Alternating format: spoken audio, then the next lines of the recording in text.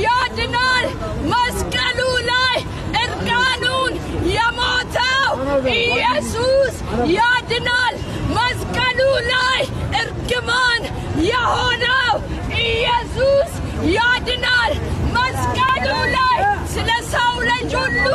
ኃጢአት የሆነው ኢየሱስ ለብቻው ለዘላለም ያድናል ኢየሱስ ደም የወንጀለኛ ደም አይደለም የኢየሱስ ደም የኃጢአተኛ ደም አይደለም ነገር ግን ኃጢአተኛውን ሊያነጻ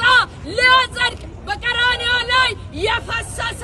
ደም ነው ለዚህ ነው መጽሐፍ የልጁም የኢየሱስ ደም ከኃጢአት ሁሉ ያነጻል እያለ የሚናገረው